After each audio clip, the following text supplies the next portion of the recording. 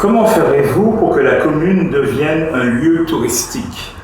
Aujourd'hui, le Saint-Esprit, c'est une ville de passage. De nombreux touristes traversent la ville pour aller à la Fondation Clément. De nombreux Martiniquais de communes voisinantes traversent aussi le Saint-Esprit sans s'arrêter.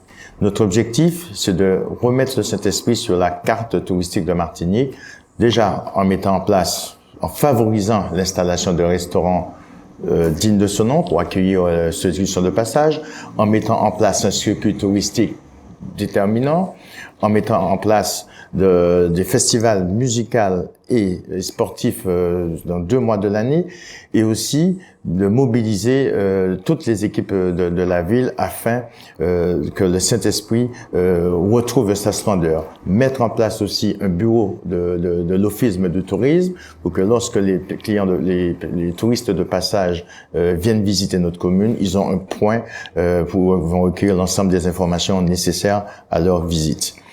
Nous devons remettre le Saint-Esprit sur la carte touristique de la Martinique et surtout remettre en place notre musée d'art et tradition qui a disparu. La culture avec vous, ça serait comment? Le Saint-Esprit doit redevenir un espace culturel pour l'espace sud et pour la Martinique. Nous allons mettre en place des festivals culturels et musicaux et sportifs. Nous allons valoriser les historiens du Saint-Esprit, de la Martinique, aussi étrangers, pour que la culture devienne internationale.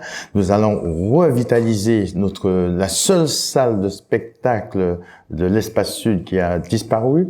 Et aussi, nous chercherons surtout à mettre en place une dynamique culturelle intercommunale.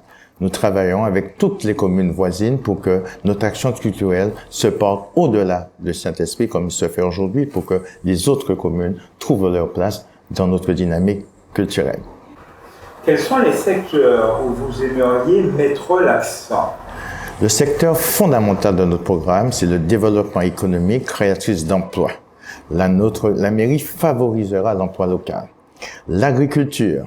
Nous allons travailler avec les jeunes pour installer des jeunes agriculteurs en les accompagnant notamment sur la modernisation de leur exploitation.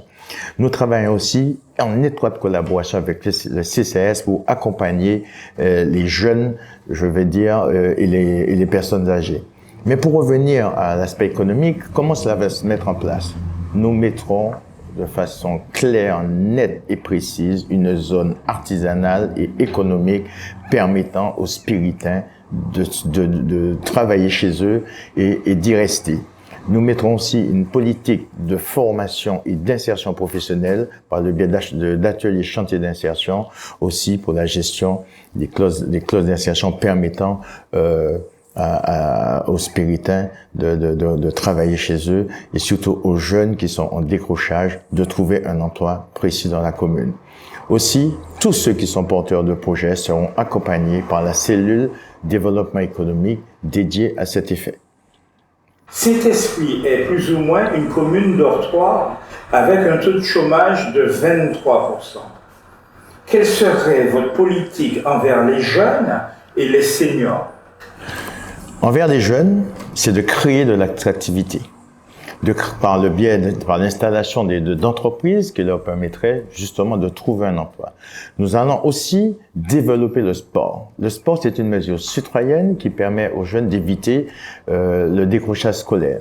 Nous allons mettre en place une maison des associations pour accompagner les jeunes dans la ville et moderniser ce qui se passe aujourd'hui pour que le sport soit aussi représenté dans les quartiers. Je prends l'exemple du basketball qui est très bien représenté dans le bourg. Nous souhaitons que l'équipe aussi permette la détection de talents dans les quartiers. Donc, notre politique de jeunes sera bien définie aussi par la formation et par l'emploi. Concernant nos aînés, c'est capital.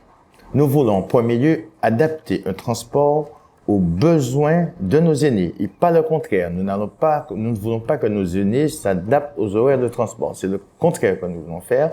Nous voulons mettre en place des quartiers, des lieux de vie dans les quartiers pour que nos personnes âgées se rencontrent et aussi mettre des sorties de façon claire avec l'ensemble des seigneurs de l'île pour favoriser des voyages culturels aussi un peu partout en Martinique et leur donner la possibilité de se retrouver dans notre marché le dimanche pour des journées festives.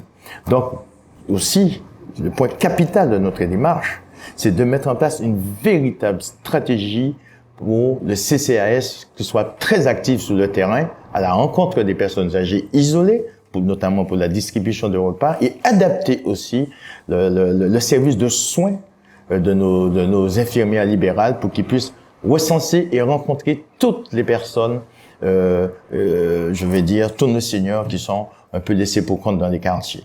Parce qu'aujourd'hui, notre enquête de terrain nous a permis de constater que certaines personnes âgées sont oubliées par rapport à l'action déployée sur le terrain.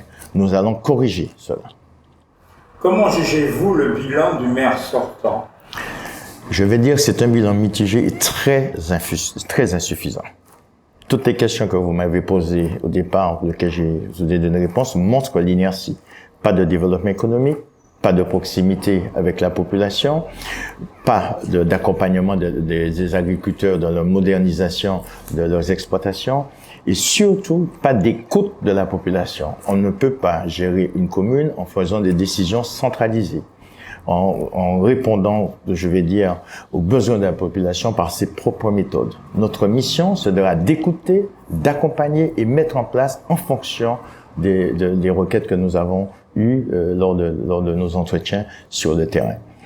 Donc, c'est pas parce qu'on a fait que c'est suffisant. Nous allons dans la continuité prendre ce qui est bon, puisque je ne suis pas un opposant, je suis quelqu'un qui vient pour travailler et vraiment faire en sorte que nous déployons notre programme qui est sur 9 axes pour rendre au Saint-Esprit sa vitalité et devenir une ville dynamique et attractive pour l'ensemble des Martiniquais et non seulement pour les Spiritains. Votre conclusion?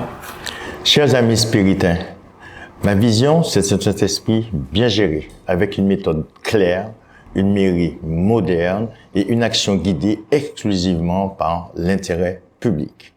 Je veux d'une mairie qui accompagne le développement de l'emploi local, qui protège son foncier, qui accompagne les entreprises sans pour cela compromettre l'avenir de la commune. Je défends un Saint-Esprit proche de ses habitants, qui facilite le quotidien, qui soutient les jeunes et les personnes âgées et qui prépare l'avenir avec précaution.